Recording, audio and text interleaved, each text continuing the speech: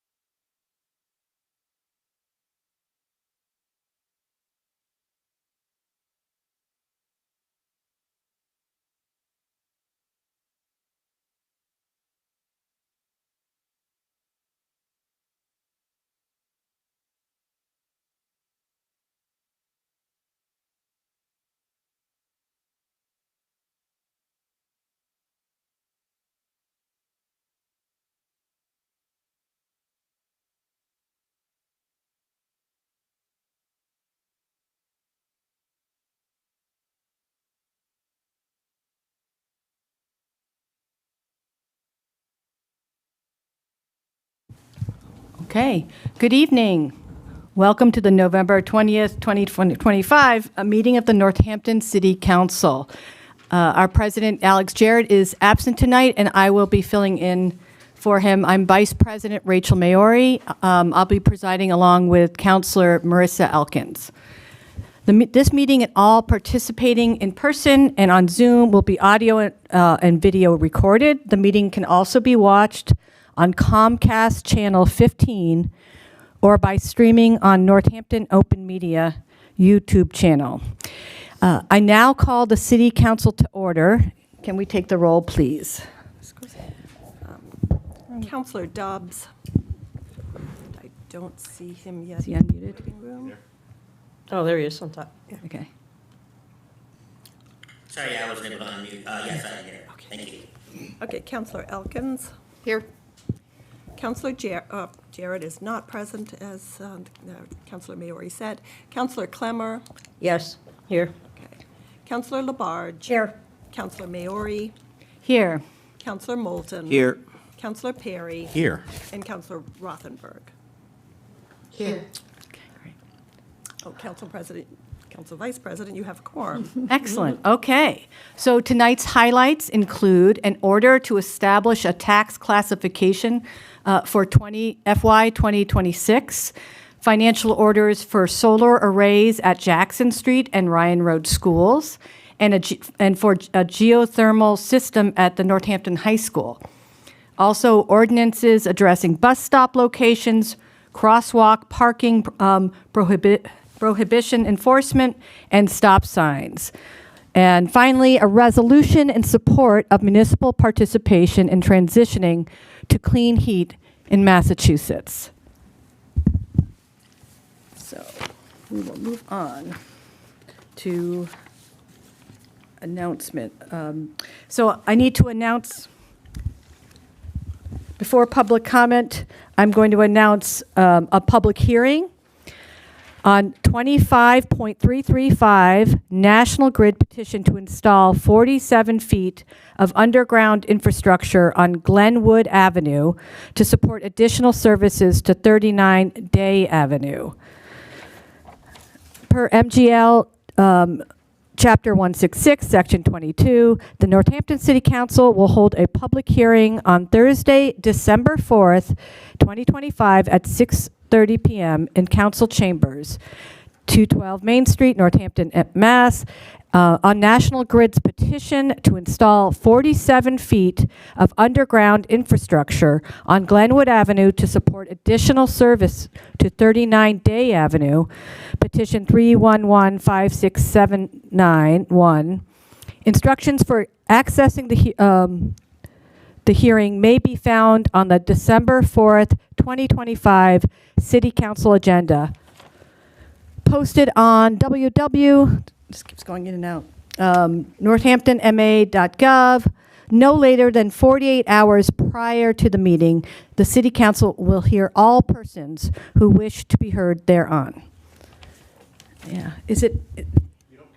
Yeah, you don't need a. Yeah.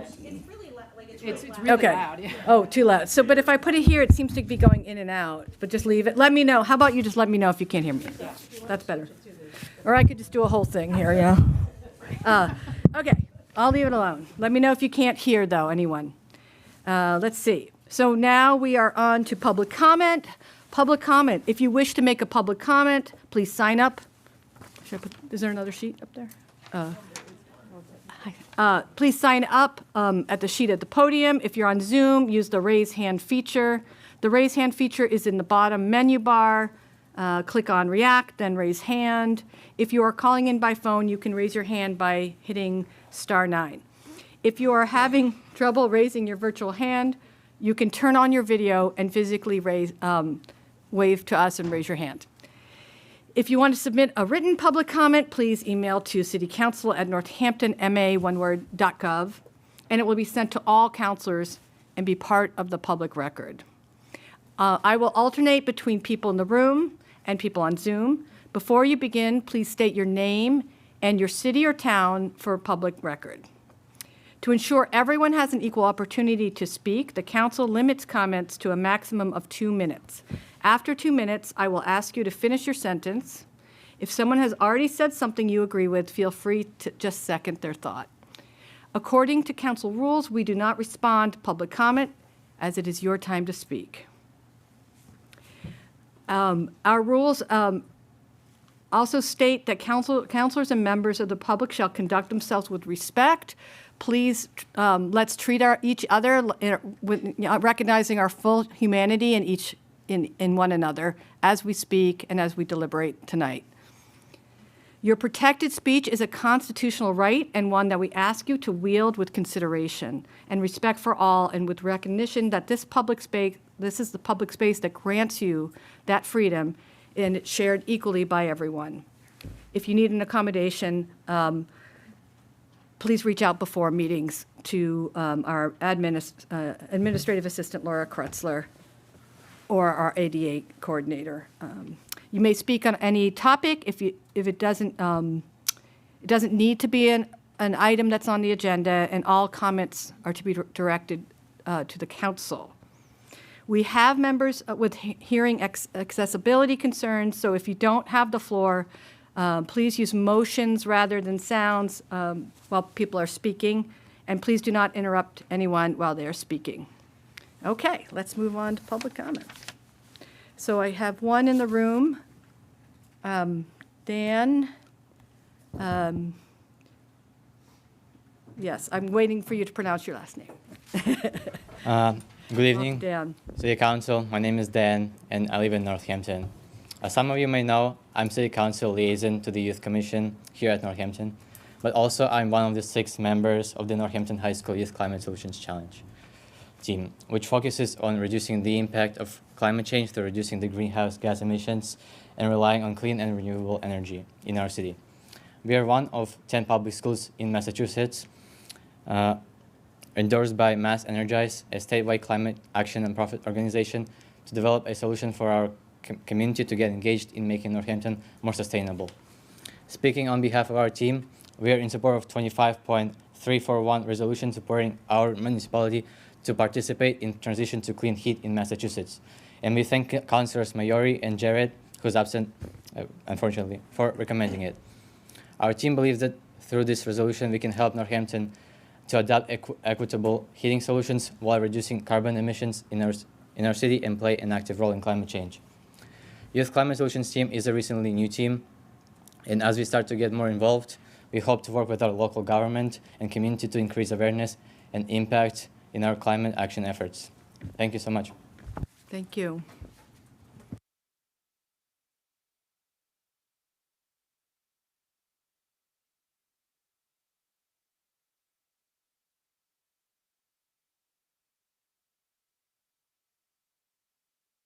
See Dan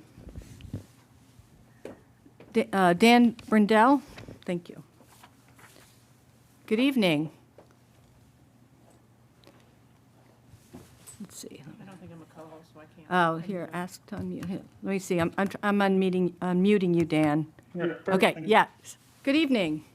Hi, my name's Dan Brindell. I'm from Northampton. I'm here once again, as I have been for most of this year, to raise some alerts about the upzoning and the new zone type that was created by this council and this mayor in 2022, shortly after taking office. As I've been concerned, there was not a lot of due diligence done to make sure that that kind of high capacity could actually be handled by the infrastructure that it was being assigned to. I ran it by you guys. We've talked many, many times. To some degree, you guys agreed. In other ways, you didn't, but no action was taken. One of the things you suggested is that we take it up with the DPW because a lot of the issues we had, drainage, traffic, parking, obviously apply to DPW. We asked for that meeting in the spring. We actually finally had it last night. During the meeting, many of these concerns were raised again. You guys have heard them all. You've seen the pictures. The difference was that there was a lot of agreement within that room. The truck route actually does need to be moved. It is a major issue that we have tractor trailers going through here. There is not enough space for cars to drive in two directions while also parking on the street. And one member of the committee actually even said, where are all the people going to park from this new high-density building that is planned to be right there? These are all the questions that neighbors have been asking for a year. Here's the deal. That meeting at the end of public comment got tabled to January because the timeline and the turnaround in terms of oversight, study, and just basic checking of capacity and infrastructure takes 1 to 2 to 3 to, in this case, over 4 years to go through this city. And that's okay. But the problem is that this council, the mayor, many of the councilors here, barrel forward with a lot of these new zone types, with new parking regulations, all kinds of stuff, without any of this due diligence being done, without knowing any of these safety things, which then takes us to a point where it's too late to correct them when the city actually realizes that it's impossible. These are not difficult situations, they're not challenging situations, they're not things that need to be balanced with the need for housing. They are literally impossible situations that are going to be created. That creates massive safety risks to children, to the city, to Thanks, our Dan. taxpayers. Could you I would just finish your ask- sentence? This is the last sentence. So I would just ask, especially for the incoming councilors, that you just keep in mind that this is a city that has moved very slowly on a lot of these things by design, and that though we have new guidance coming from the state level to suggest that we move at a quicker pace, unfortunately the city is not actually built to handle that, and it creates a really dangerous situation. Please watch the comments that were made at the DPW meeting. All right, thank you, Dan. Thank you.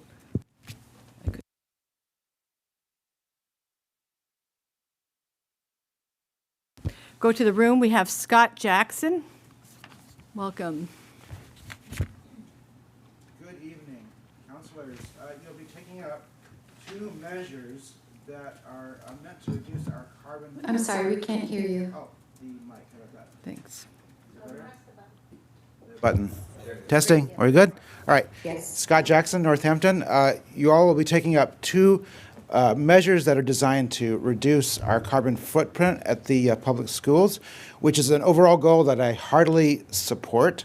But I don't want to discuss the merits of those 2 projects in my comments. I will say, as an aside, if we want to consider a project that would decrease emissions, that we might look at making school buses free for all students, which is not only a climate issue, but an equity issue. But maybe we can talk about that some next term.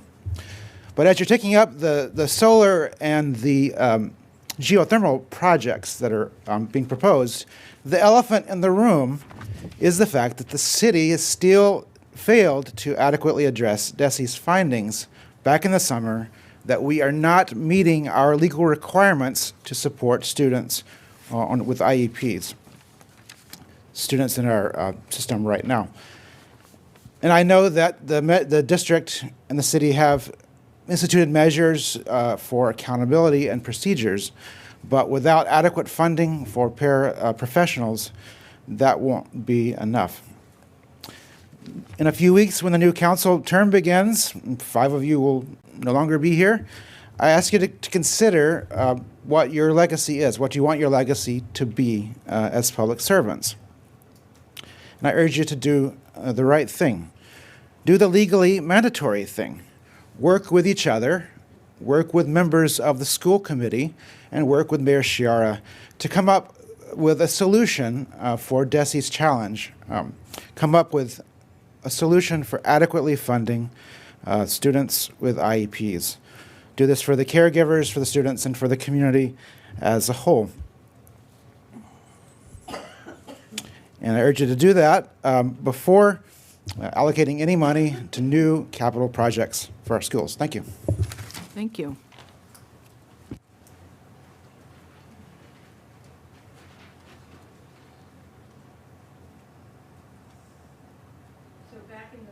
Back in the room, we have Denise Lello. Welcome.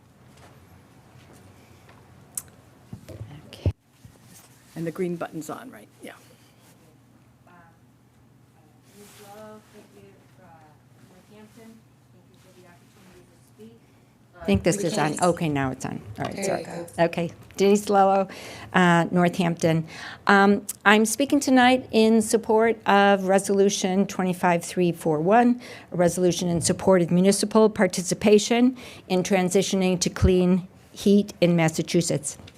It is important that Northampton reinforce its commitment to achieve net zero carbon emissions by 2050, and to demand that the state provide opportunities to engage with investor-owned utilities and the Department of Public Utilities to move forward toward that goal. The funds that the gas utilities are currently spending to replace pipelines will place burdens on ratepayers and taxpayers long after the pipelines have been retired. This is an environmental justice issue, since more affluent ratepayers will shift to clean heat, while less affluent residents will remain ratepayers burdened by these charges. Neighborhood-by-neighborhood electrification would be more efficient and less costly. The bills that the resolution support would give the city an opportunity to be involved in the planning process for a phased transition off methane. 2 weeks ago, the TUE, Telecommunications, Utilities, and Energy Commission of the legislature, ignored these bills and replaced them with a bill, House 4744, that would undermine the efforts outlined in the bills highlighted in the resolution. Public outrage was voiced against these bills, and their consideration has been postponed. It is now more important than ever to push the legislature and state government to support cities and towns, including Northampton, in their efforts to achieve a just and sustainable transition to clean energy. Thank you. Perfect time. Thank you, Denise. Let's see. I don't see any more hands on Zoom. Anyone else in the room who didn't sign up who would like to speak? Okay. If not, we will move on to announcements from councilors and the mayor. Let's see. Yes, Councilor Moulton. Yes, thank you. I want to report that I had the pleasure on Monday of attending a celebratory open house at 737 Bridge Road, formerly a nursing home, now known as Prospect Place. It was particularly gratifying for me because this project that's going to provide 60 units of affordable housing was announced my very first week in office in January of 2022. So a nearly 4-year project, and I was very happy to be there in the final weeks of my service on the city council. This was a blighted property that had been vacant since 2011. The building that was constructed in 1967, the exterior of the building remains. The interior was gutted, and we got to see on Monday the very, very beautiful transformation into 60 apartments, studio, 1, 2, and 3 bedroom, and $30 million project. 19 funding sources, $1 million committed by the city. Just a terrific project, not only for providing this kind of affordable housing, which we all know is sorely needed, and the fact that there were 4,600 applications for the 60 units underscores that.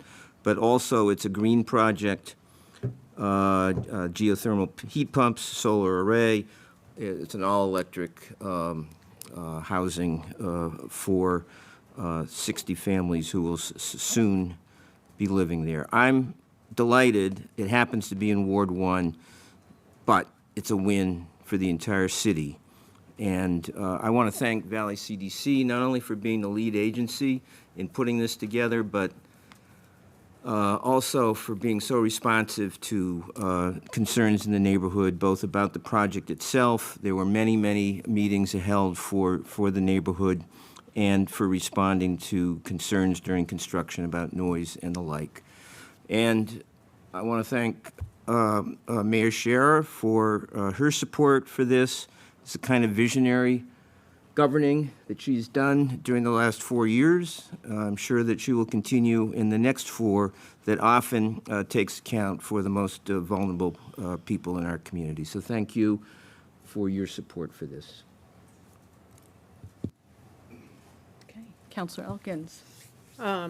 So there's some big Northampton area high school sports news over the last couple of months. So I wanted to share that Smith Vocational, the volleyball team, were recently made it to the MIAA Division 5A championship, which is very exciting. I think that is historic for them. I don't think they've ever made it to that, to the championship. The girls soccer team at Smith Vocational also won the small school vocational tournament championship, beating McCann Tech 7-0, which that is a whooping. Aaron Miller, who plays for that team, scored a hat trick in that game. And then finally, Northampton High School had an extraordinary, the boys soccer team had an extraordinary season, finishing 18-2-3 on the season, undefeated in the regular season. They were the Churchill Conference champions and made it to the MIAA Division II semifinals, where they fell to Ludlow in a tough 1-0 loss. But congratulations to all those kids and all their hard work and practice that they put in. And it's very exciting to see some good sports action in Northampton. I really like the sports forecasting thing happening. I have a couple, but yes, no, go ahead. Go ahead, Counselor Perry. Look at all the stuff we want to announce. I know. I want to say that on November 22nd at Bombix, Self-Evident Education, in collaboration with the David Ruggles Center, are being a part of the Fall of Freedom event. There's going to be 2 films shown there from 3 to 5. And it's a $10 suggested donation, but no one will be turned away for lack of funds. Self-Evident Education puts on a lot of great things, the Power of Truth Conference, which I have participated in, so I suggest everybody, if they're available, go check it out. Okay, Mayor. Good evening, councilors. So next week for the Thanksgiving holiday, the city offices will be closed on Wednesday, the 26th at noon, and then also Thursday and Friday. So I hope everyone enjoys that time off and has a good holiday. Then that Friday, the 28th, Santa is arriving at the Hotel Northampton by fire truck. This is Santa's 45th year of doing that particular route, so please come by and celebrate that. And then the next day, Saturday, the 29th, the Florence Holiday Parade is happening. So that parade will step off from Trinity Row at 10 a.m. and head west on Main Street, ending at the Florence Civic Center. So come by and see if Santa and Mrs. Claus, stop by there as well after their night at the Hotel Northampton. So I hope everyone has a great holiday. Counselors, okay, don't let me miss anyone online. Okay, I had President Jarrett, who could not be here, wanted me to make an announcement, announcing that President Jarrett and Ward 5 Councilor-elect Aileen Davis will be holding a gathering at Lilly Library in Florence, Tuesday, December 2nd, 6 to 7:30 p.m. Come get to know your incoming Ward 5 City Councilor. And I just wanted to name that today is the Trans Day of Remembrance. November 20th each year is the time when we remember transgender folks who have passed away, often sadly and tragically killed or because of anti-trans violence and discrimination. So I think I can speak very confidently that for our members in our community, transgender community, that your city government stands with you, and we see you, and we are going to be with you. And yeah, it's a day to memorialize their stories and their memories and spirits, which will live on with us, within us, as we carry their legacies and their joys and hopes and dreams into the future. Thank you.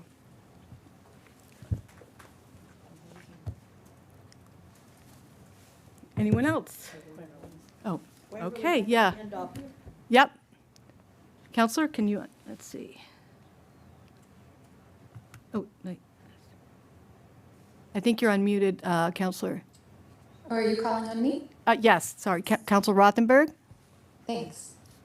So I'm just going to raise something here for the public, as there seems to be a spike of interest in it, given an article that was in the Globe today about a city abusing public records law and not providing access to records. We've talked about this many times. I've talked about this many times, but I'll just highlight it again since people seem to be tuning in. Journalists seem to be tuning in now locally. And that's great. That's wonderful. So I want to raise awareness of the fact that Northampton has a public records issue, an access issue. We have seen extraordinary fees charged to the public. In one case, a $15,000 fee for emails between one contractor and city officials. So this is not a matter of things not being digitized. This is not a matter of it being hard to find something. This is really just a matter of access, right? And the reason we were given by the mayor's office for this fee was that Alan Wolf, chief of staff, needed to take 2 minutes per email to see if there was anything he wanted to redact, right, which is sort of a legal word for hide. And we see the same problem with the general ledger. I've repeatedly asked to see the city's general ledger. I've been told it contains private information and that it's so big they couldn't even put a fee on it. It's just pricelessly expensive and therefore will not be produced. Tonight, we have a presentation about geothermal, about solar. I sent in a few questions wanting to know about the contract. Let's see the contract that you're asking us to enter into. You know, it seems like the mayor's asking for a blank check, tell us more. And I received no response.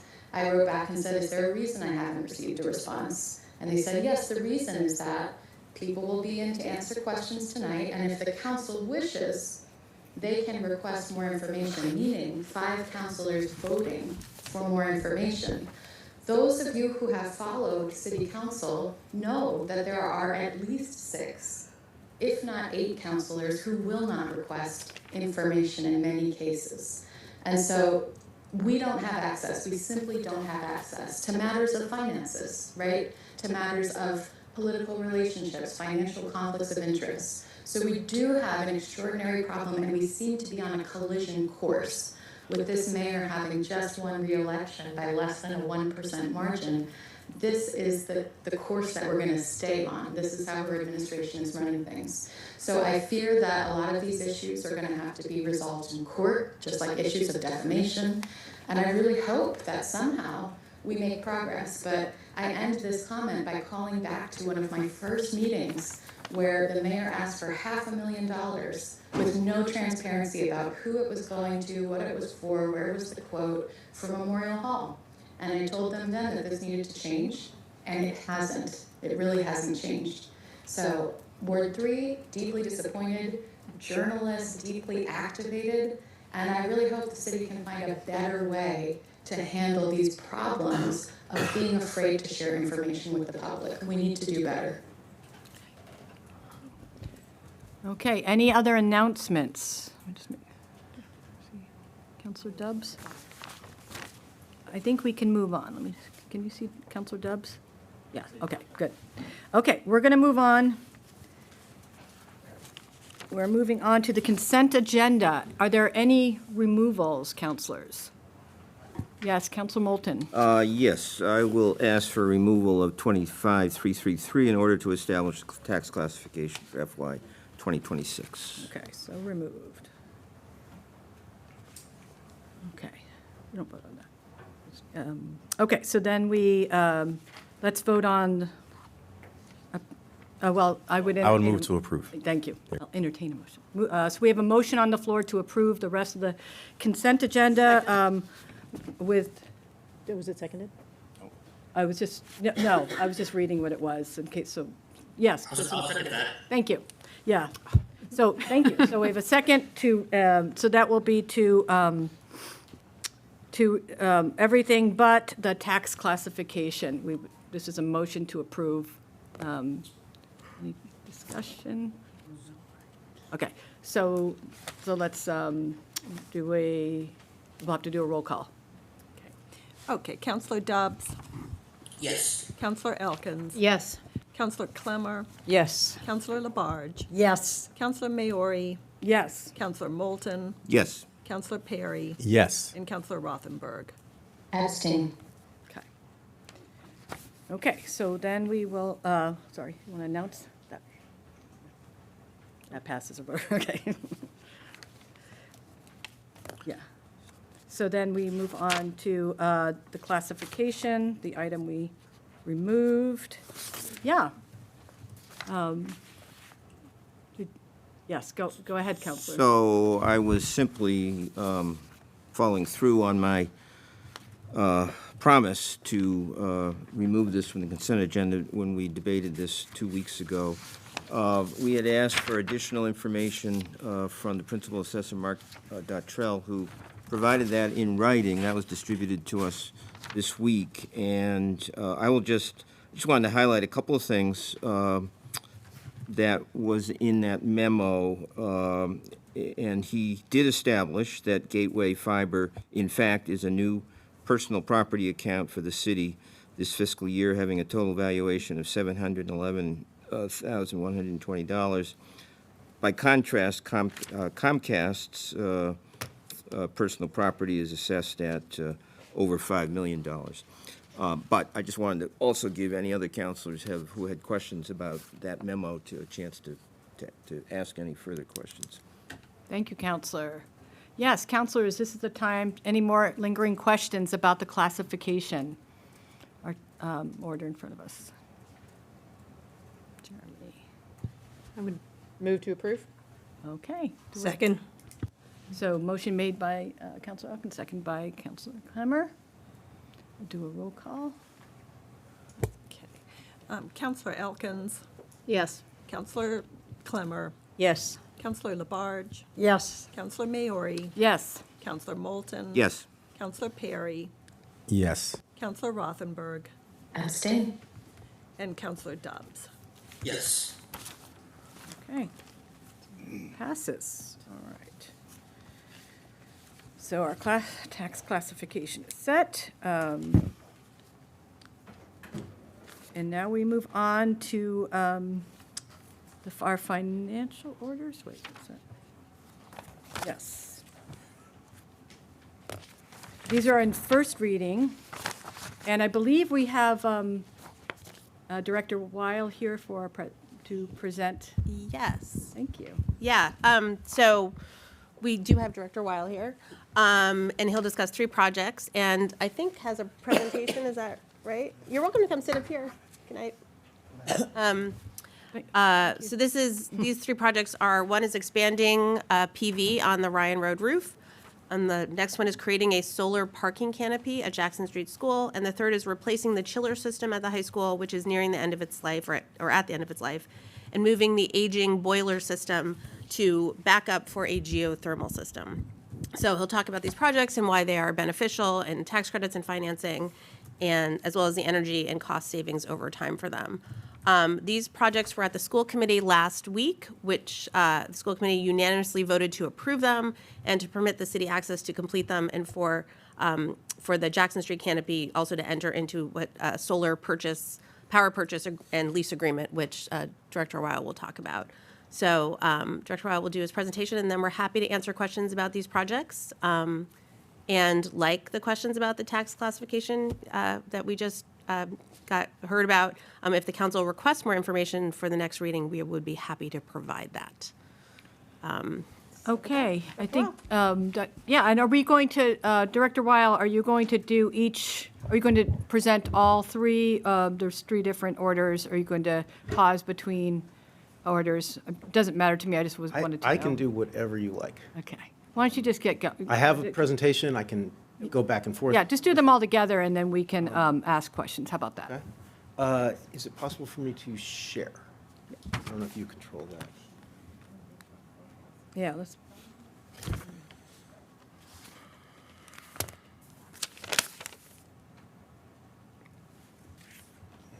See if I actually can successfully. Let me see. See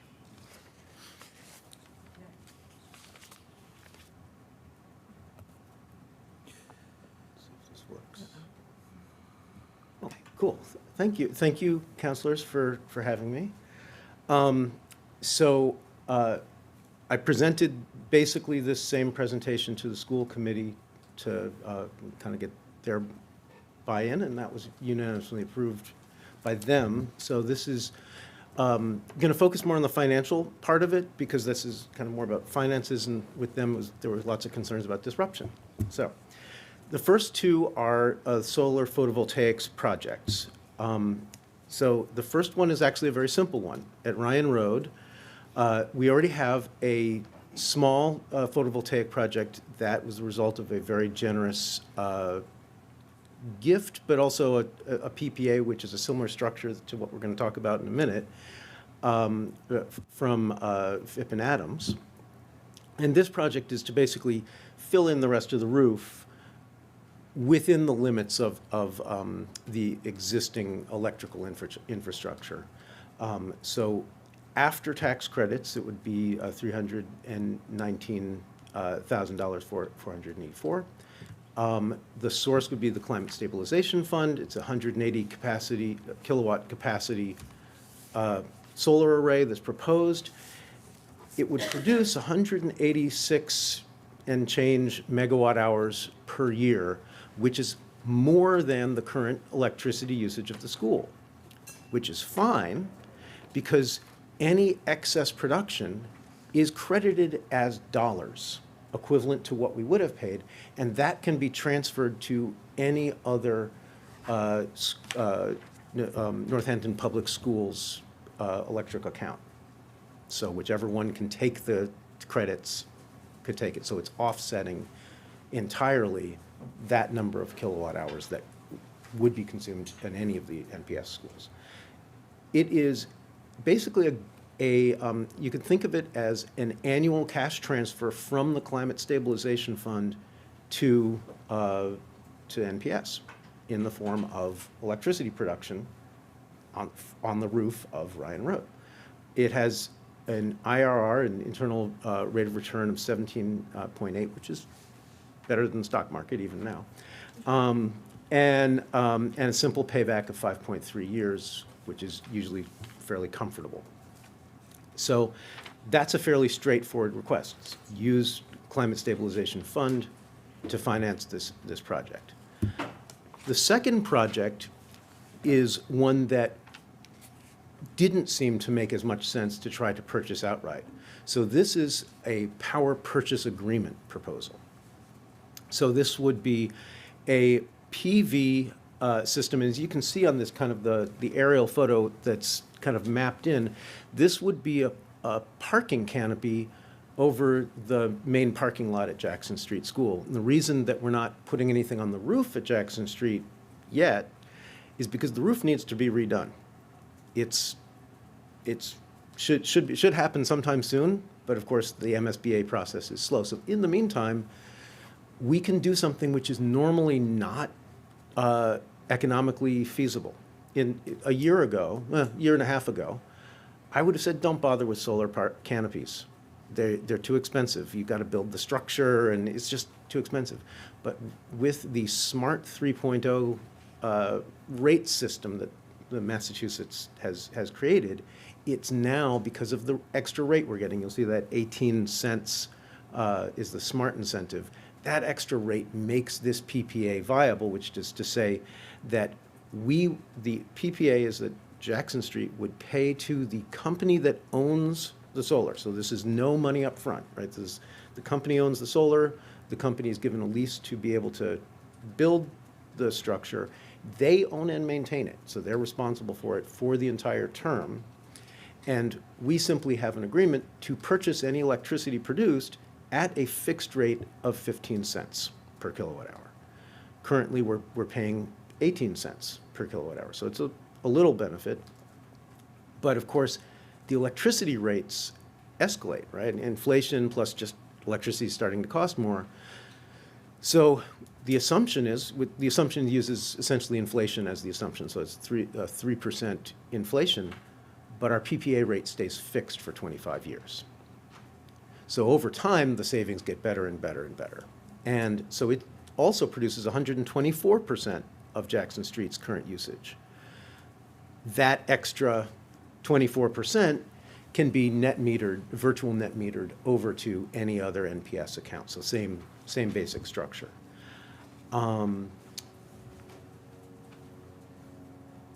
So this one does not have kind of any initial outlay. It's a contract to purchase electricity. And just so you get a sense of what these canopies might look like, this is a similar canopy from the same company that would do this one in Worcester.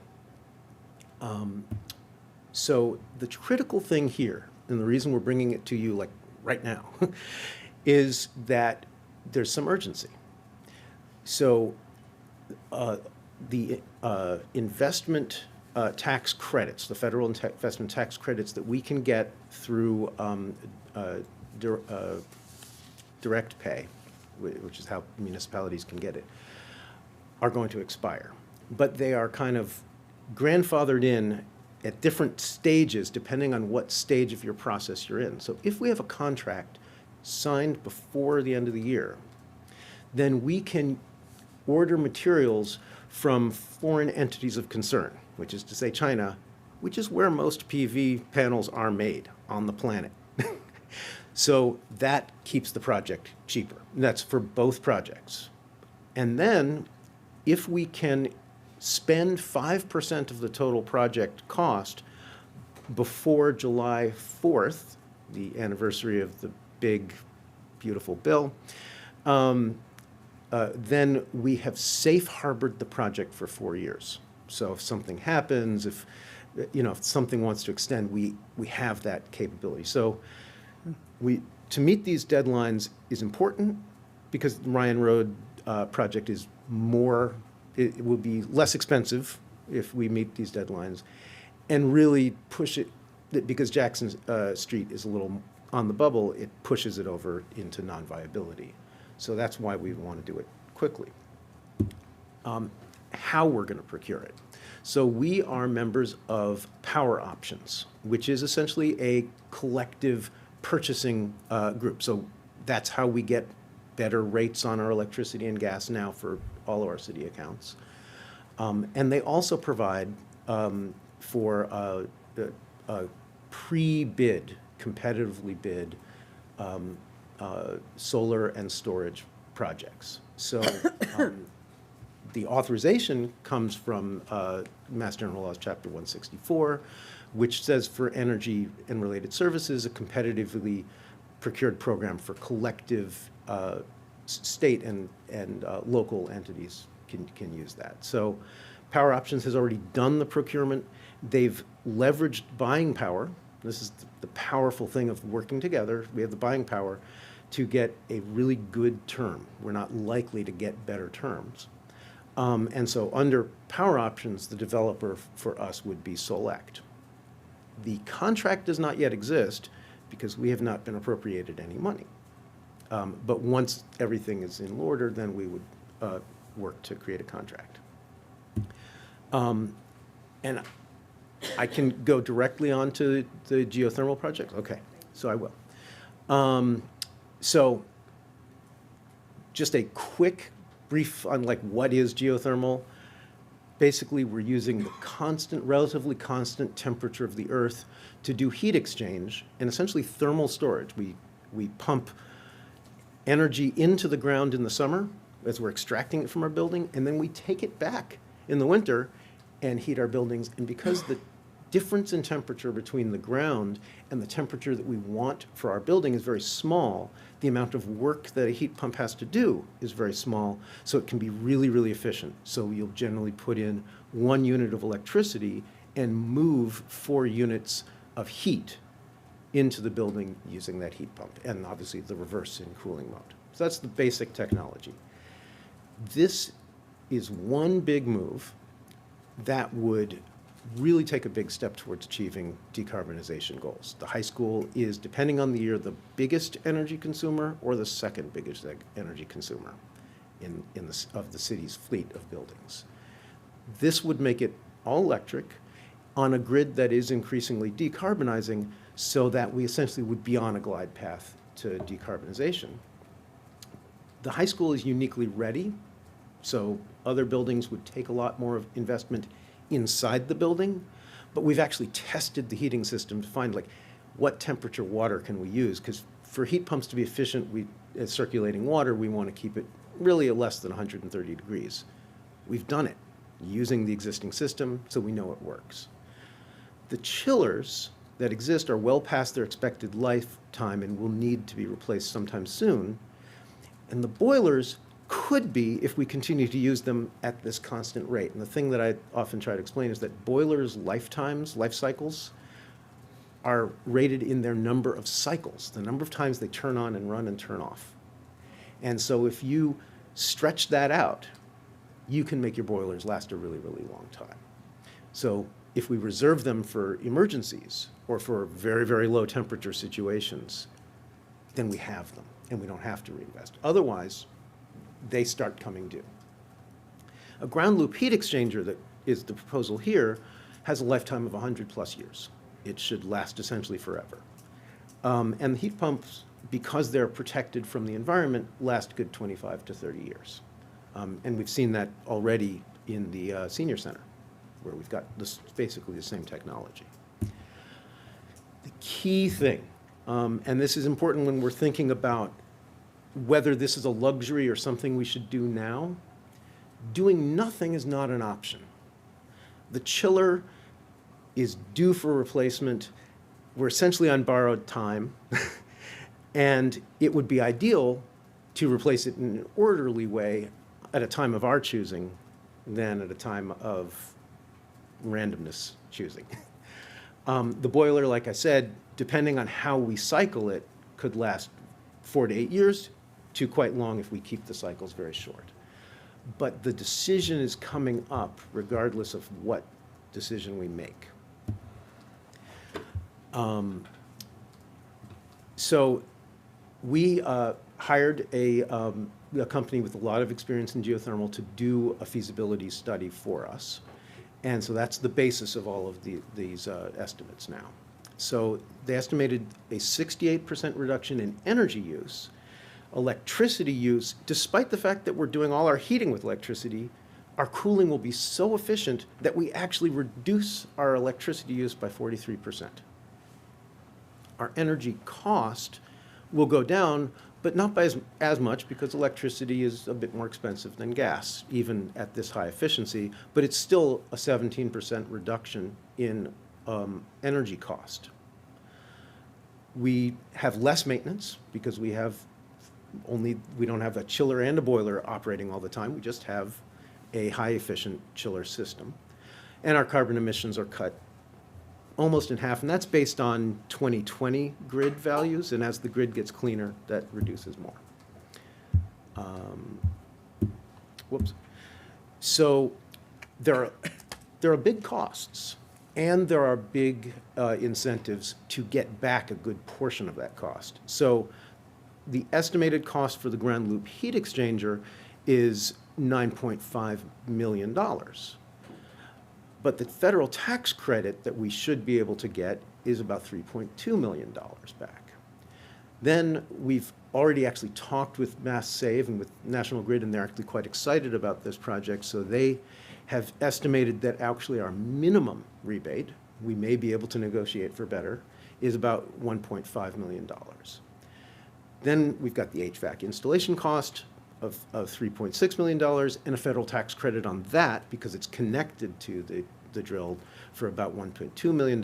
So our total project cost, so the portion we have to finance up front before we get all these rebates back is $13.2 million. But our total incentives are nearly more than a third of that. So our net project cost is $7.2 million after all the incentives. So how do we finance, or how do we propose to finance that? We would basically be taking $2 million from the Climate Mitigation Stabilization Fund, long-term bonds for the portion of the rest of the post-incentive amount, and then short-term bonds to cover the difference until we get our incentives back from the federal government and from Mass Save. We also have a way of earning money with this system. So in Massachusetts, we have an alternative energy portfolio standard that allows geothermal heat production to actually get credited and be sold into a market for alternative energy credits. The estimated, and it's an estimate because it's a market, the estimated revenue would be about $100,000 a year with a 10-year cumulative total of about $1 million.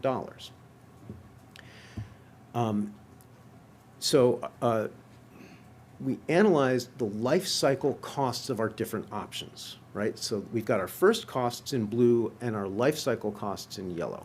So life cycle over 25 years, even though we expect the ground loop heat exchanger to last for 100 years, we're just kind of putting them all on an even playing field that they're all going to get replaced. The other ones, the boiler, chiller, the air source heat pump, those other options are going to get replaced within 25 years. So geothermal does look, it's got the highest first cost, but it's got the lowest operating cost. So it actually has the lowest life cycle cost over 25 years. But there are a few things to think about. One is our consultants were conservative, and they assumed we would hit the worst possible situation with water management in drilling. We might. But if we don't, we would end up basically costing about $2 million less. So there's a potential in this green bar that that would be the cost. Still more than the others, but not that much more. And then over 25 years, or sorry, over 10 years, because you only run it for 10 years, we get back about $1 million in alternative energy credits, which I would propose could be used to pay down the debt. That puts this project basically at parity with a boiler and chiller. And quite frankly, the boiler and chiller is underestimated because these boilers are huge, and if we have to get them out, we'd actually have to break down the wall to the mechanical room, to the back. We'd actually have to disassemble the wall to get things out and then get things in. This avoids that by basically taking the chillers off of their pads outside and putting a kind of contained shipping container type box right on the same pad, connecting to the same water connections and just hitting go. So, so that's the basic story there, and I'm happy to answer any of your questions. Thank you, Director. Yes, thank you. Okay, counselors. Oh, I see that Director Nardi has her hand up. Maybe she wants to add something. Let me unmute her. Can she unmute? Asked to unmute? Okay. Should I unshare or? Yeah, thank you. Good evening, Director Nardi. Hi, I'm sorry, you cannot see me. Let me see if I can figure that out. There we go. Okay. That's that one. Hi. Hi. Good Thank evening. you for recognizing me. I just wanted to add something, if I may. So we talked a little bit, Dr. Weil talked about the opportunity we have and the deadline to meet the deadlines and the great opportunity we have that way. We also have an opportunity with our finances. Uh, As he mentioned, the Jackson Street School is a power purchasing agreement, so it has no effect on our finances in the sense that it doesn't affect our debt, it's not affecting our bond rating, we're not outlaying any money, we're purchasing power. However, in our debt schedule, our annual debt, we are paying $5 million, just over $5 million. And that includes 51 different projects, which date back as far as 2010. But the important thing to note is from 2026 to FY 2027, we have about $1.2 million that are dropping off the debt schedule. So that opens up an opportunity for this project in particular. And this project's gonna cost us about, estimated at a 3.75% interest rate over 20 years. It's about $450,000 a year. So we can fill, with the gap, a part of that gap with this great project. The other piece of that is the remaining projects that we have still on the debt schedule are dropping by an additional $233,000. So again, we have room in our debt schedule to take on this great project. And as we look at our policies, the tax credits will be a short-term borrowing, as we said. We'll only pay interest on those, we won't pay principal. It'll be just for the 2 years until we get the tax credits, and then that short-term borrowing will be paid off. The city's policy states that debt to operating revenue shouldn't exceed 10%. We are only at 3.9% now. So, we're meeting all our goals. The city policy states that levy-supported debt shouldn't exceed 7.5%, and we're only at 3.4%. So we have room in our debt schedule now. We need to fill this. So we maintain a debt schedule, but we have room there to do these great projects. And I just wanted to share that with you. Thank you, I appreciate that. I do see Counselor Rothenberg, you have your hand up? And I'll go to- Yes, I just have one question and then I'll ask for a recess. How much is the estimated cost for the Jackson Street project? I mean, I understand that we are not paying out of pocket by your proposal, but what is the estimated cost of that project? Councilor Rothenberg, I would have to look that up specifically, but from memory, it was about $1.2 million.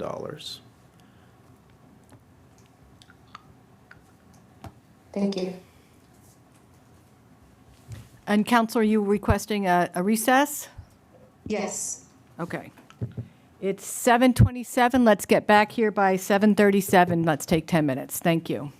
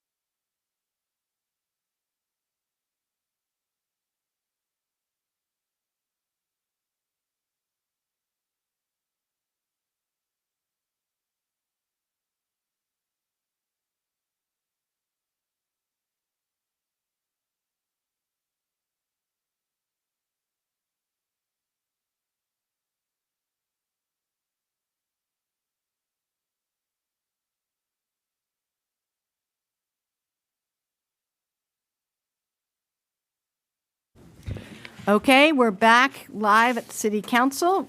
We're finished with our presentation from the CAPA Director, Director Weil, and we were taking questions from counselors about the three orders. Yes, Counselor Moulton. Yes, thank you. Thank you, Director Weil, for the presentation. I had two questions about the Climate Mitigation Stabilization Fund. One is with the use of $2 million from it for the geothermal and $455,000 for the Ryan Road project. What does that leave? What's the balance now in the Climate Mitigation Stabilization Fund? That may be a question for Director Nardi. Yes. Oh, make sure she can unmute. Who might? Where is she? Is she there? I can't see.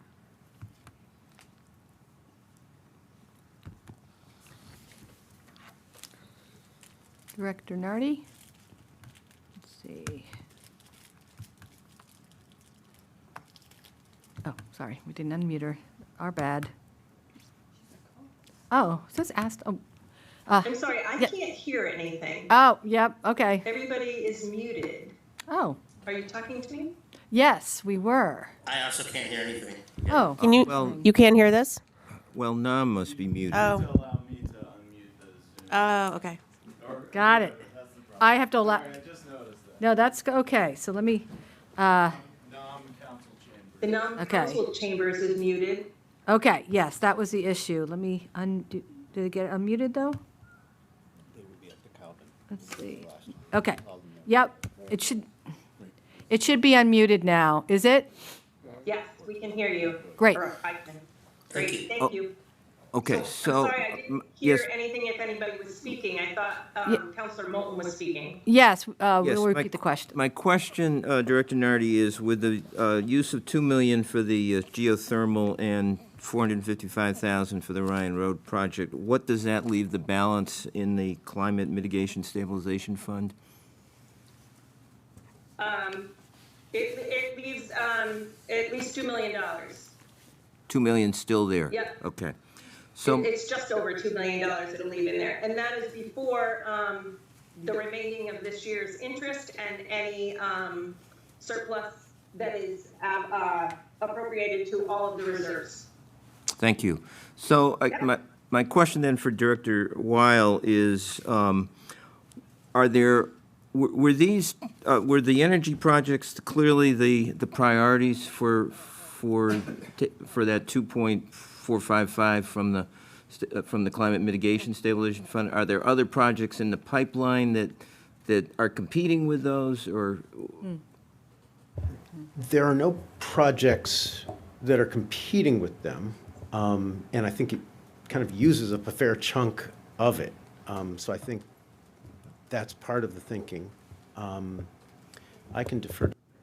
So one of the priorities for that stabilization fund was to use it for projects where we could then leverage those funds for other funding sources. So this kind of fits a priority for those funds because it allows us to get those tax credits and use this moment in time to get those other funding sources for these projects.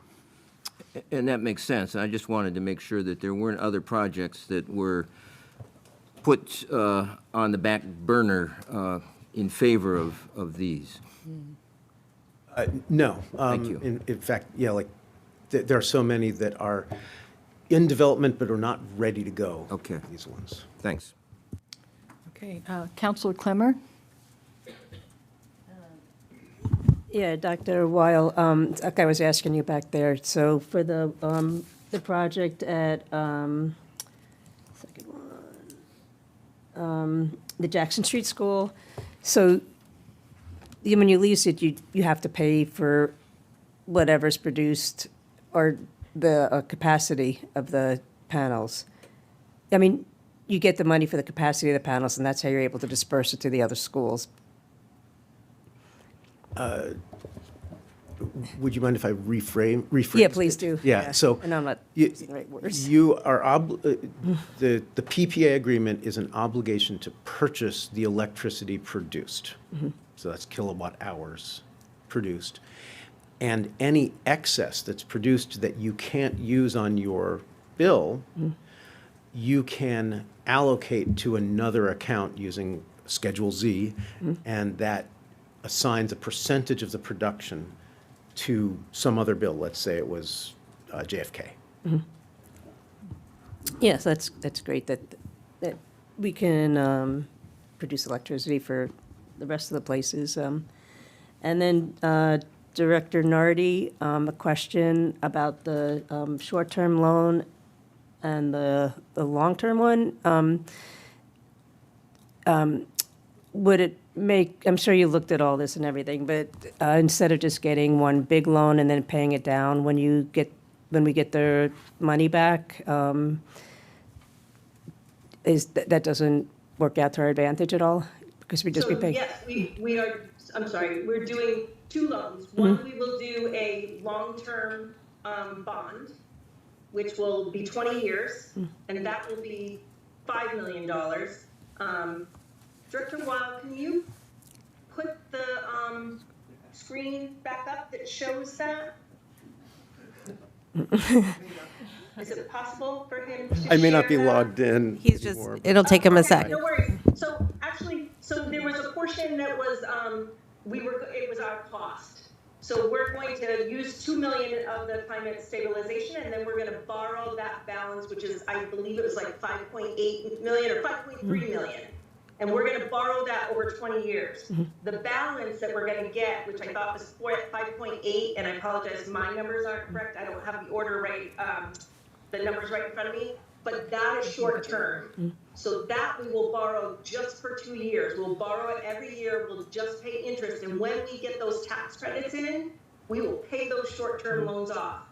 So the only amount we'll have over 20 years is the original 5.3. So if you pay, Does that make sense? Yeah, but if you got one big loan for the, whatever, 11 million. You can't pay off a long-term bond early. Oh, okay. So when you go out to bid on a bond, the people who are purchasing that bond have an expectation that they're going to get paid over 20 years, and they're going to get that tax credit, because remember, we're tax exempt.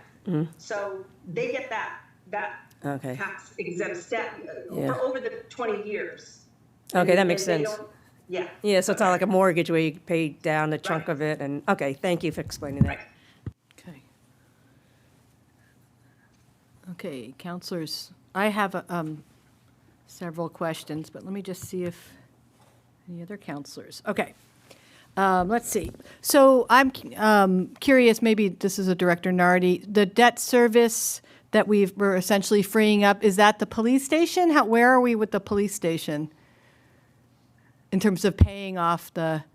2032, and that's debt excluded. No. Okay, so that's not, you said something about we got that money freed up because we paid off something. I was curious what that was. So yeah, there's a lot of them.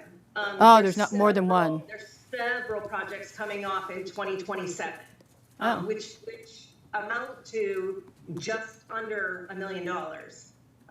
And then the debt service on the remaining projects are dropping by 233,000. So it's about $1.2 million that we are going to be free, or not free, that is coming off the debt schedule. And it's an opportunity to take on this project, which will benefit the schools and bring us closer to our climate goals. Okay. I have several questions, but I'm going to jump from project to project.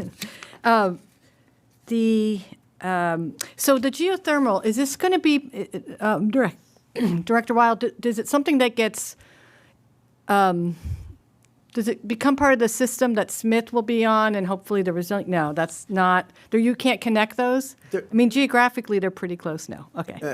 They're not that close. Yeah. I just thought, how I used to take steel cable in college okay, never mind.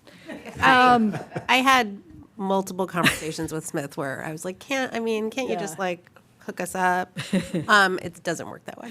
Yeah, they don't want to look out and see us digging, across the football field. All right, fine. Well, and then, so do we have, according to my, this is a very biased source, but my son who repairs Chromebooks in the summer in the high school claims there's no cooling. But you're saying there is? Councilor Maori, Yes. there is cooling, but it's not always running. And there are a variety of reasons for that. One of them is that it costs an insane amount of money to run that chiller. And so central services is always operating in kind of tension with the administration in the summer, the school administrators, for like, do we have to run it? And then they'll run it, and it just like, it's a huge power draw. And what we pay for is, so on big accounts like this, called a G3 account, we pay for what's called a demand charge. So the peak 15 minutes, like your highest 15 minutes of that month, that sets the basis of what you're going to pay. I think it was, I've already forgotten what the price is. It's like $10 or $13 times whatever that is. And so when the high school goes up to like 300 or 400 kilowatts, that's your multiplier for that month. So they try to avoid that, right? So that's on the one side. On the other hand, then there's the demand. You just need to provide cooling. These chillers are not good. And so they can't always produce the cold water that you want, at least not as fast as you want. So sometimes, like your son's trying to fix Chromebooks, and there is water circulating, but it's not cold enough for him to experience it. And we're paying a lot for it. Yeah. That's cool. He doesn't take excuses. That's good. So that would actually, this is a solution. They would actually have cooling at the end of the school year when it's getting warmer. In fact, it's better than that. So right now, we run the chiller like only when we have to, right? And that's how we try to keep the cost down. With the geothermal system, first of all, if you're trying to produce 45-degree water and the ground is maybe 45 degrees, you basically are doing just the work to circulate the water and nothing else. So it's super, super cheap. And remember how I said that we're depositing energy in the summer and retrieving it in the winter? We actually need to keep the loop in balance. So we actually need to run cooling so that we're depositing that heat. So we now have a different incentive to actually just run it all the time. Okay. And what happens with air filtration, if we happen to, I hope we don't, but another, epidemic, and we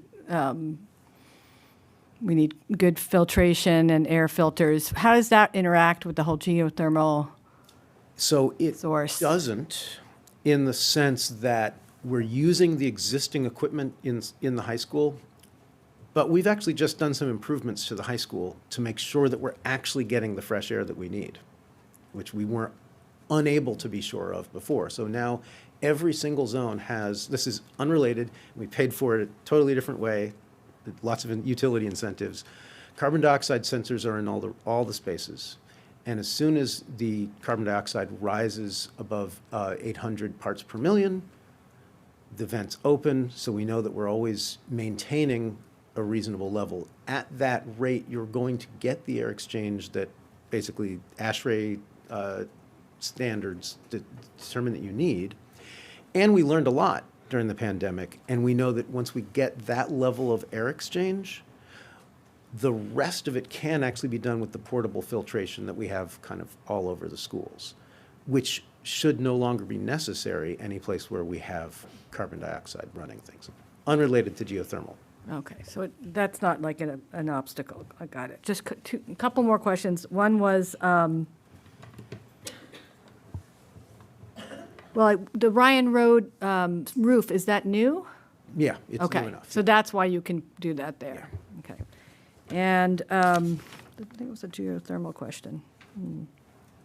Oh, you said that the high school was the second largest kind of source, second largest energy user. Is there another, what's the first? Or is it just a combination? It's JFK. Oh, Just the two of them. JFK uses more energy than the high school. Yeah, it's different kinds of energy. The high school uses a lot more electricity. JFK uses a lot more gas. It's another story probably for another day.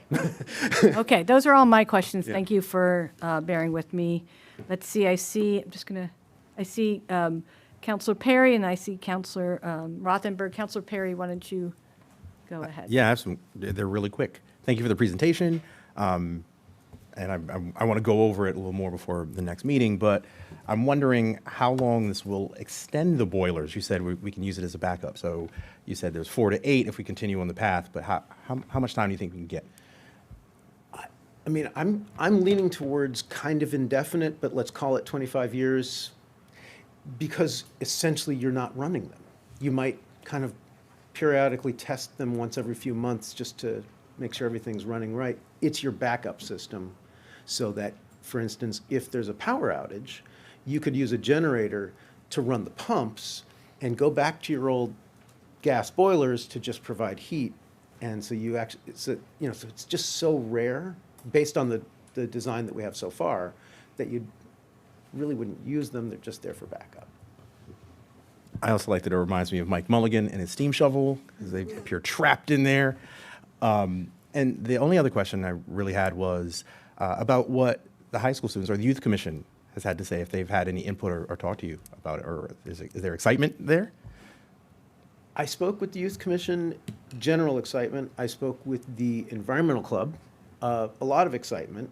And in fact, I talked with them about organizing a way to communicate with their fellow students about the one thing that's going to be a little bit of a downside during construction, which is parking. Because it's got to happen on the parking lot. And so there's actually plenty of parking. It's on the other side of the sports field, but that's an inconvenience that not everyone loves. So the idea is that if we can get everyone to understand why they're doing it and to have a sense of expectation about it, that we can maybe manage that. And so they kind of volunteered to take the lead on that. And that's just temporary, so that's just to drill the wells, and then it's like nothing ever happened in that parking, it'll be back. Thank you. Counselor Rothenberg and then Counselor Elkins. I have a series of questions. Would Counselor Elkins like to go first? Yes, let's let Counselor Elkins, because I've forgotten you had already spoken once. So I don't have a question. I've been very well informed. I just wanted to thank you for the presentation, and Director Nardi. I think it was a very thoughtful presentation of both how these systems work, how they're going to be financed, both the long and short-term financing, and where that's all coming from. It seems very clear and very straightforward to me. And I'm very appreciative that we have the Climate Stability Fund available for that leveraging. It is the ability to act, especially the ability to act on these incentives is crucial, and especially now that we're coming into a time where they may not be with us, or probably aren't with us much longer. So thank you for all the work to put these projects together and to maximize all the good things that we have that allow us to borrow at a good rate and to access the Climate Mitigation Fund, and for putting together such a nice explanation that us lay people could follow. Thank you. Thank you, Councilor Elkins. Thank you, Counselor Elkins. Thank you. Oops. Counselor Rothenberg. Yes, Vice President Maori, may I have permission to ask 12 questions? Yes. Thank you. Why are we not using the PPA for geothermal? Councilor Rothenberg, may I answer them as you ask them? Would that work? Of course, Okay. yes. That is not an option because geothermal does not produce electricity, it uses electricity. So there is no structure that's kind of pre-designed that would allow that. Okay. And you mentioned, I believe at school committee, that Director Nardi said we need to borrow more. Can you explain the context of those comments? Well, Director I Nardi think she might have been explaining it in terms of the space on the debt schedule, but she is here and she could answer it. Yes, things are That would be falling fine. off the debt schedule, but Director Nardi? Yes, because there are project costs dropping off the debt schedule, it is an opportunity to add this particular larger project in there because we have space in the debt schedule to do that. So I think the two opportunities are meeting at a good time, not only for a benefit to the school, but an opportunity that the city has added. So that would have been a misstatement that you said we need to borrow more? Well, no, I think I did speak to Dr. Wild and said, no, we're going to have things dropping off. So it's a great time to bring projects forward because I'm going to need projects to fill the loss of, or not the loss of, but the projects that are dropping off. So need probably wasn't my best word, but it is as I explained it to you. Okay. And what due diligence have we done to see if these bids are actually competitive? So with regard to solar, the due diligence essentially was done by people who are better at it than we are, which is through power options. That's the purpose of our membership. Same reason why we are able to use statewide contracts for certain types of purchases or source well. We have membership to do that. With regard to geothermal, there is no bid yet. Once we have authorization, then we would go out for an invitation for bids, and then we would find out. And so we haven't checked the power purchasing groups, the power option groups numbers. We just accept that that's a good bid. Well, I did personally kind of check the numbers against, well, so I can use the tools that I have available from NREL and so forth to make estimates, and it's pretty straightforward. The nice thing about these bids or descriptions, so what they gave was a pro forma of here's what you could produce, here's what it would look like. They have their model and they share that model, because that's part of that procurement is that their budgeting is open, and it is conceivable that one could find some other solar installer capable of offering a lower price. That is conceivable.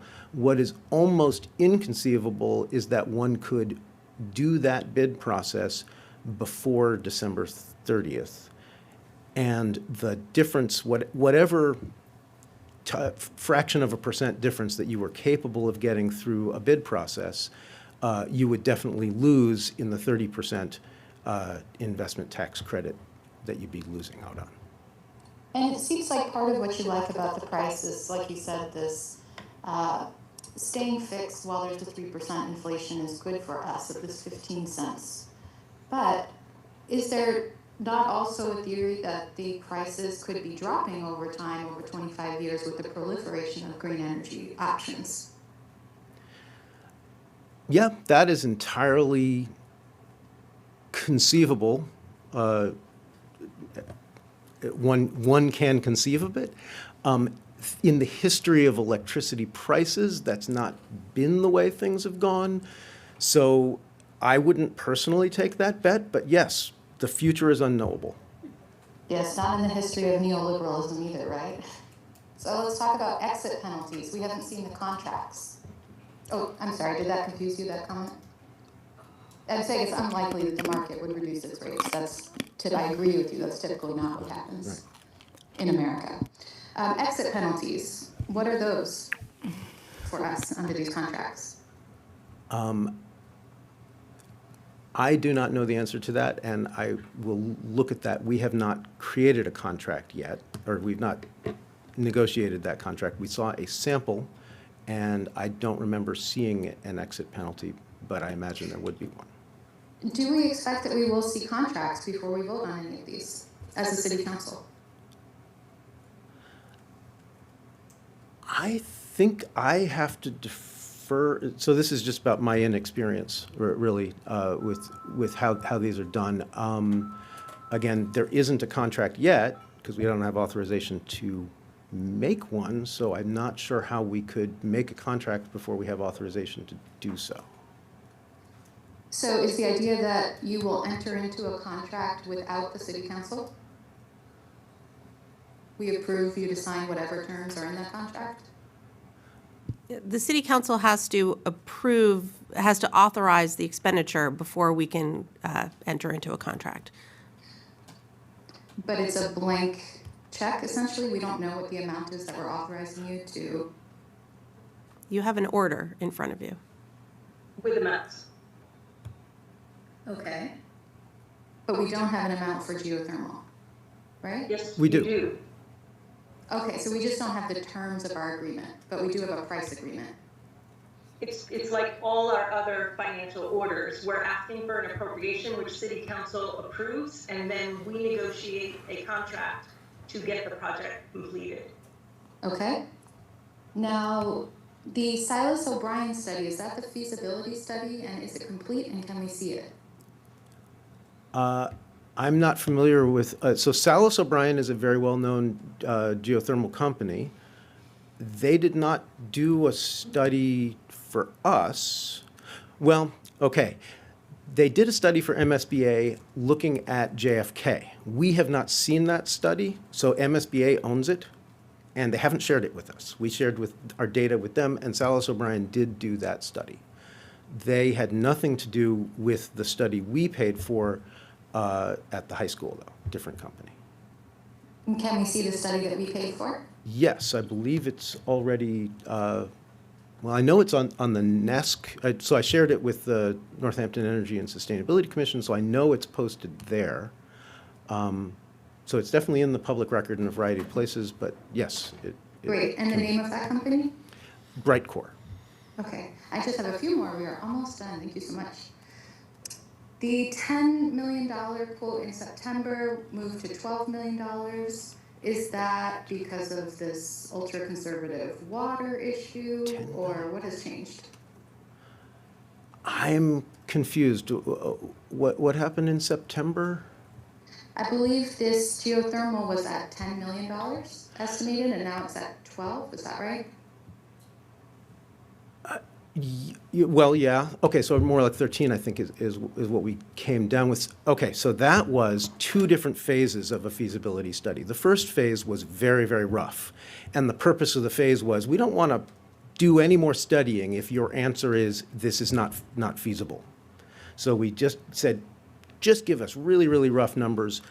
What's the ballpark? So that $10 million was a ballpark number that they generated at low cost for us before we said, okay, now actually do a real study.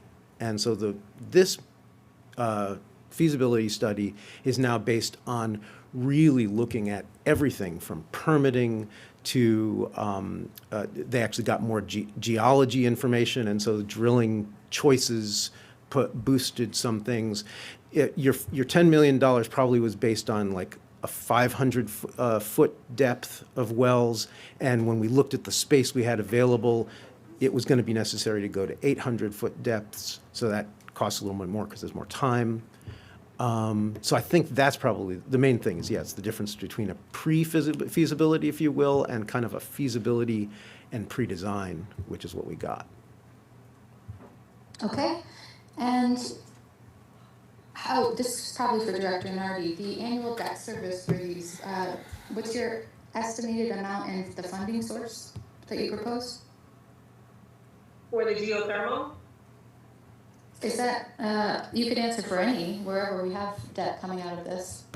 Well, for the geothermal project, the long-term debt at 20 years, we're estimating 3.75%, It's $466,952 a year, and that's an estimate. Again, when we go out to bid, that would change. Our track record has been, it's always come in a little less than we anticipated over the long term. And the proposed funding source? We go up to bid for the bond. For the debt service that we would be paying?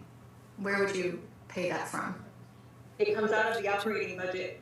If you look at the operating budget, there is a debt service line, and in it right now is $5,017,021. Right. And would you put any of that on the schools to be part of their budget? No, that's part of the city's budget. Okay, great. So almost any of the last questions are just about sort of school consolidation. You know, I see that Bridge Street School is not getting any of these upgrades. And I'm wondering, you know, on the one hand, it seems like we must not be going towards school consolidation as we're investing in these buildings. On the other hand, we're sort of leaving Bridge Street School behind, which sort of raises the question of what's the plan with that. Could you speak to where we are in this school consolidation conversation and where we are with Bridge Street School? Point of order. This is not on the agenda. It's not pertinent to the items before us on the agenda. Consolidation is not on the agenda. Bridge Street project, not on the agenda. If I could respond. If you could narrow your. Do you have another question? Did you finish your Sure. questions? Yeah, I mean, the question I think can easily be framed within the context of this item, right? Which is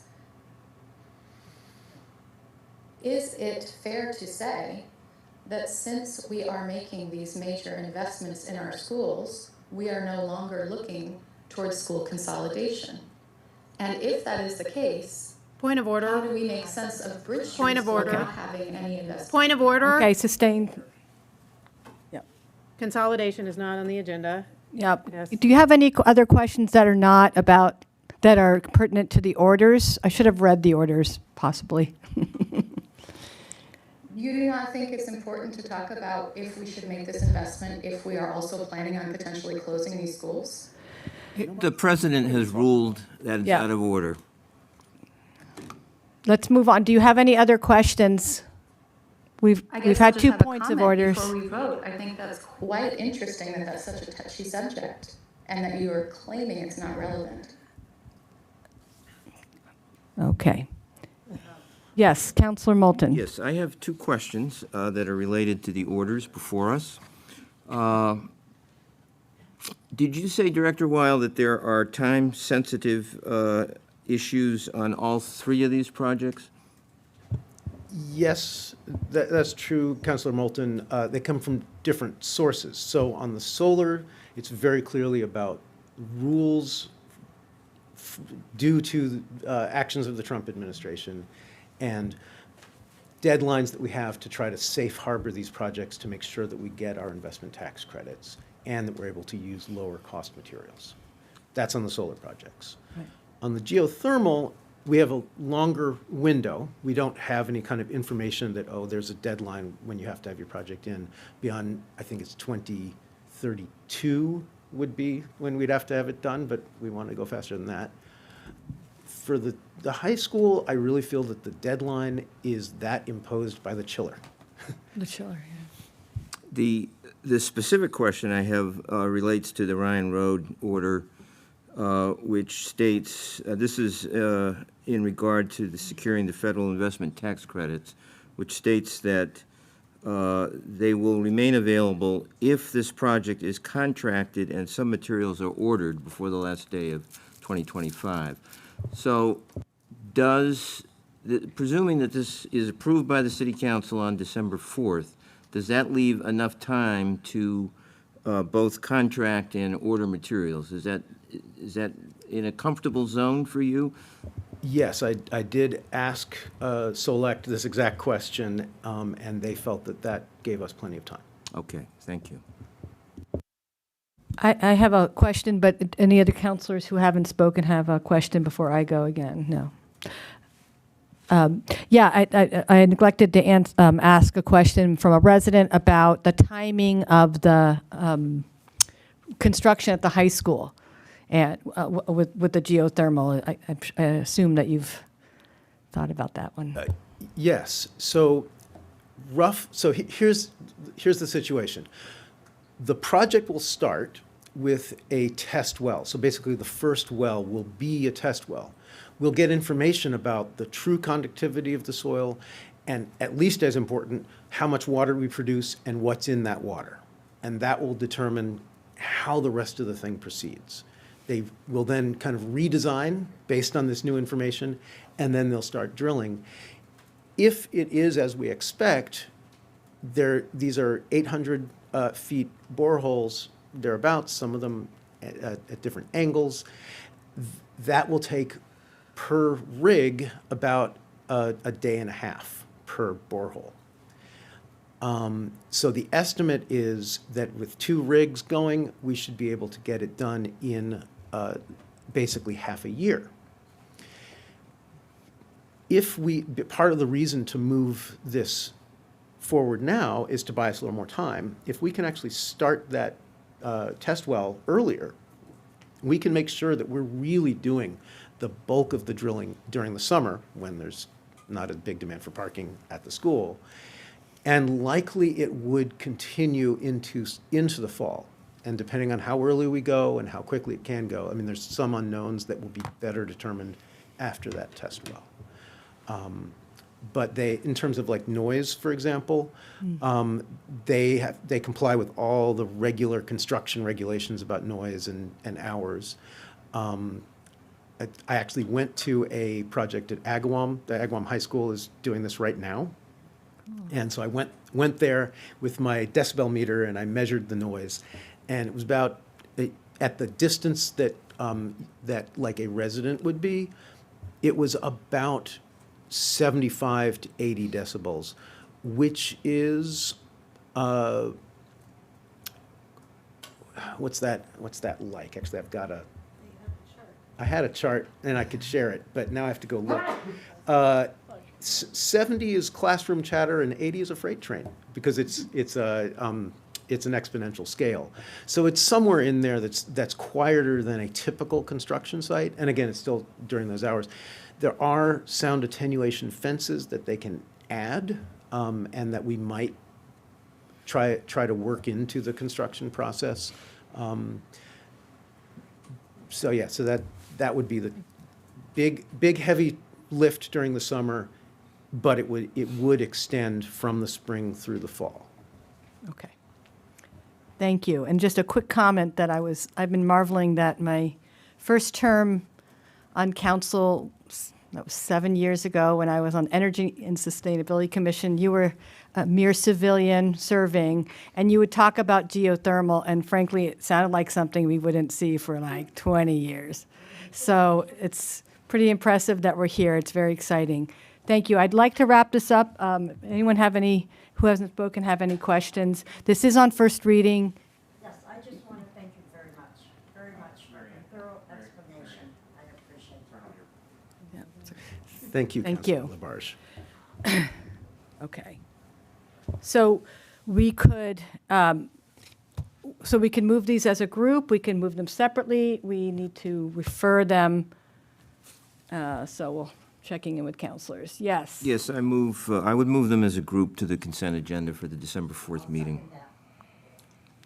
Okay. A motion made by Councilor Moulton, seconded by, thank you, Mary Ann.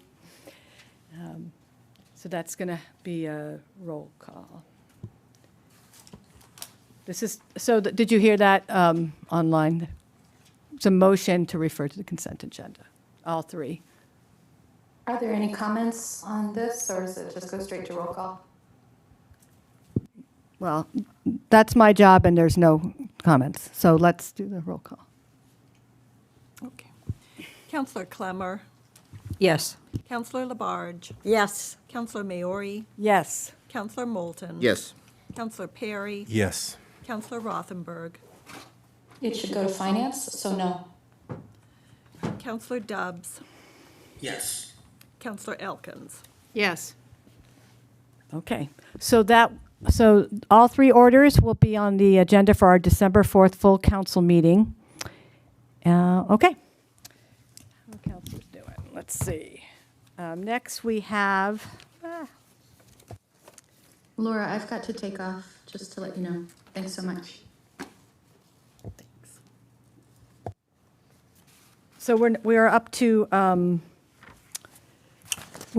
ordinances on second reading. 25.320, an ordinance relative to bus stop locations is the first.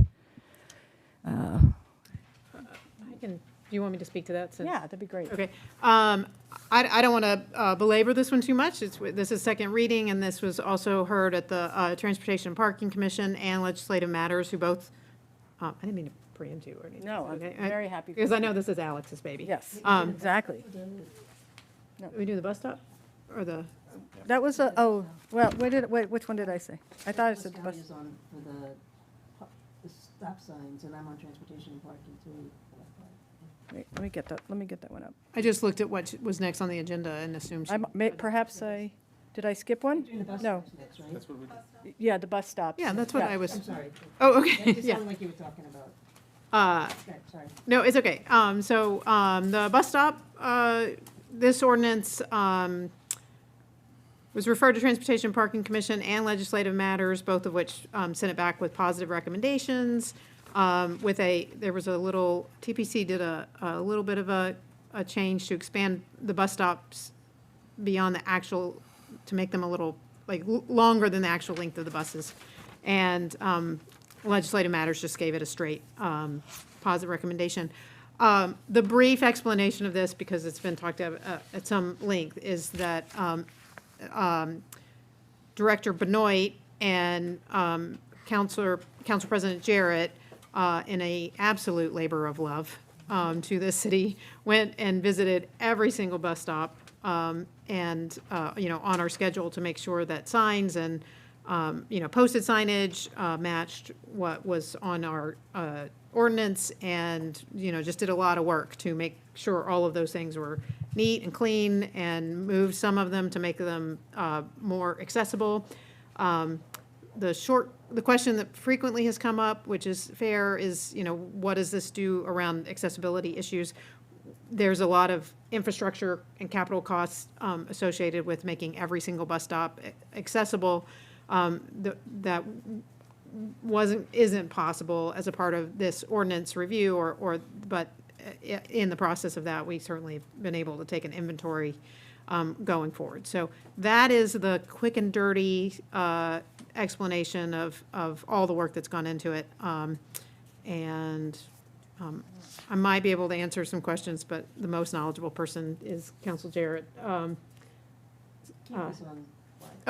Keith is online. Okay, all right. So I'll leave it at that. I don't know if folks have questions, but that was the gist of it. Right, and I'll just add that, just from speaking to Council Jarrett earlier, that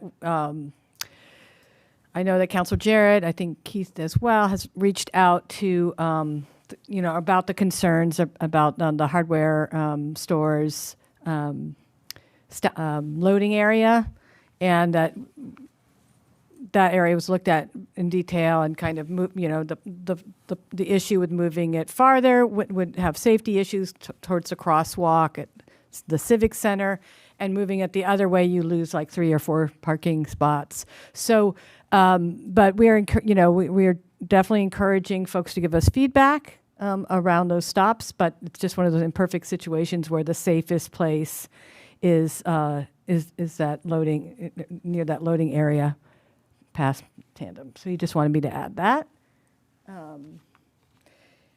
And okay, yeah. So just to remind people, this got a positive recommendation from both Transportation Parking and Legislative Matters. It's in second reading, so I would entertain a motion. I would move to approve. Second. Okay, motion made by Councilor Elkins, second by Councilor Moulton. I think we still need to do roll call. Jeremy's here. Oops. Councillor Labarge.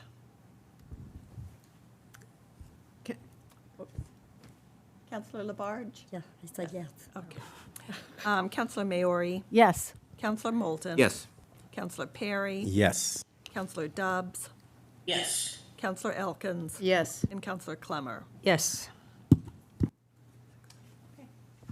Passes. Thank you for your work on that. Thank you for being here tonight, Keith. Thanks, Keith. Okay. No problem, and thank you for the promotion. I'm not a director, but that's. Did I call you director? Sorry about that. It's okay. And thank you, Councilor Jarrett, for all the hard work, so. Yeah. Thank you. Okay. Let's see. Yeah. So now we're moving, excuse me, on to 25.331, an ordinance relative to crosswalk parking prohibition enforcement. This is on second reading, positive recommendation, transportation parking and legislative matters, and positive recommendation, bike and ped committee. Yeah, anyone, I want to add anything about this one? Oh, yeah. Again, just channeling Councilor Jarrett, just the question or the thought about, I guess it was a question to the mayor or Director LaScalia about whether there will be a kind of educational period where people will get warnings before they will be fined. For enforcement, you mean? Enforcement, yeah, just the enforcement of the the parking of the parking near the crosswalk. I will talk to parking enforcement and see Yeah. how we could do that. Like a probationary period, or okay. So that was one thing. Did Director LaScalia, anyone want to add have any lingering questions, or I see Councilor Perry. That's me. I think my question because we've had a couple whacks at this, was there are a couple trouble areas that were known for that, and so I was just wondering if there could be signage. I know we can't do signs at every crosswalk, but I just wanted to, at those spaces, maybe look into that. It will not change my vote, but I just feel like a small period of leeway doesn't take into account people who maybe aren't here all year, and so they'll just be kind of blindsided. So I guess if you could share that feedback, Mayor, to Nancy. Okay. Okay. Yeah. And so there had been, I think, a question, the counselor's not here though, but Yeah. about how intersections were analyzed or the cost of analyzing intersections. Was that for this? Yes. Right, that was for this order, or this ordinance, is that right? Well, I think it was actually for the stop control. Oh, that was the previous one, apologies. Well, Okay. no, right. not the bus stops, the D, an ordinance relative to stop control. Oh, pardon me, we haven't gotten there yet, okay. Yes, Councilor Rothenberg had asked for the cost of the Fuss and O'Neill study, which is posted on the DPW website. Okay, so when we get to D, shall I answer that? Sure, Mayor. Okay. That sounds like a good plan. Okay, so we're still on, just to keep myself focused here, we're still on 25.331. Any other questions? If not, I would entertain. Move to approve. Thank you. Second. A motion from Councilor Elkins, second by Councilor Moulton. Thank you. Roll call. Roll call. Yeah, roll call. Okay, Councilor Maori. Yes. Councilor Moulton. Yes. Councilor Perry. Yes. Councilor Dubbs. Yes. Councilor Elkins. Yes. Councilor Clemmer. Yes. And Councilor Labarge. Yes. Great, let's see. And then, so now moving on, C 25.335, an ordinance relative to stop control on Bedford Terrace, second reading, positive recommendation, legislative matters. Council President, may I suggest that we do items C and D together? That sounds good. Yes. Well, so we have a group, a couple. So that would be that and 25.336, an ordinance relative to stop control. Did I just read that? On various locations. Second reading. Also positive recommendation, legislative matters. Any lingering further questions or comments before we entertain a motion? Okay. Move to approve. No, okay, I will second. Oh. I didn't, wow, who did that second? Okay. That was simultaneous. I'm not, yeah. I have to bring that buzzer system in. Okay. So, the motion was made by Councilor Elkin, seconded by Councilor Labarge. Was there a question that was going to be answered? Oh, Now's my big moment. Yes, If we you did ask you a question. Well, then any we further discussion? Yes, on yes. Okay. Any further discussion? So Excuse me. the answer to that question is that the city analyzed 6 intersections, which includes documenting existing conditions, analyzing crash data and traffic volumes, analyzing sight lines, and identifying issues and concerns with the goal of recommending improvements to enhance the safety of all users. So the total cost of that study was $28,300. Okay. And that is the Fuss and O'Neill study That was the study of. now on the DPW website. Okay, yes, thank you.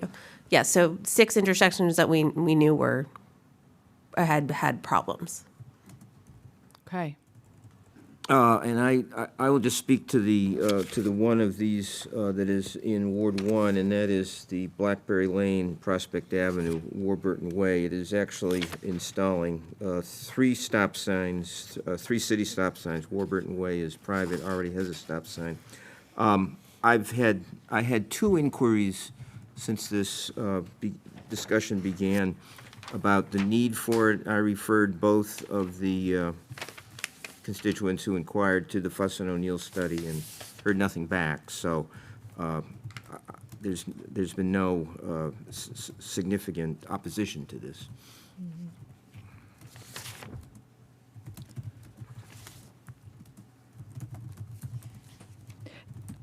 Yes, just adding again, like I did last meeting, that the folks in Leeds are very happy about the 4-way stop with Audubon and River. That was, and also the Corticelli residents. So, yeah. We have a motion on the floor. No more discussion. We can do a roll call. Thank you. Councillor Moulton. Yes. Councillor Perry. Yes. Councillor Dubbs. Yes. Councillor Elkins. Yes. Councillor Clemmer. Yes. Councillor Labarge. Yes. And Councillor Maori. Yes. Okay, so we've got one more order of business on our agenda. It's a resolution, 25.341, a resolution in support of municipal participation in transitioning to clean heat in Massachusetts on first reading. I would be, because my co-sponsor is not able to be with us tonight, I would like to do the bulk of the discussion of this at our next meeting when he can participate. I think you've heard some public comments earlier from Denise Lello. This is, basically a mechanism to give gas customers and the community some more locus of control over the expansion of gas lines, which end up costing gas customers money because and do not adhere to our goal of minimizing and not expanding our gas lines. So that's the point of the piece of legislation that this supports. And so if that's okay with I'm happy to answer questions, but if not, I would prefer to discuss it when my co-sponsor is here too. Okay. Any questions? Well, I just want to say thank you for putting it forward, and the excitement is good, and thanks for the students from the Youth Commission for coming to support it as well. Yeah. I look forward to having a more robust discussion. Yeah. Excellent. Okay, so that's on first reading. We'll see that on the December 4th agenda. And, yep. I would if there's no new business, I would entertain a motion. I will move to adjourn. Second. Second. Can you say second by all? Counselor Perry, Yes. Counselor Dobbs, Yes. Counselor Elkins, Yes. Counselor Clemmer, Yes. Counselor Labarge, Yes. Counselor Maori, Yes. and Counselor Moulton. Yes. Okay. Thank you, everyone. Good evening, and get home safely.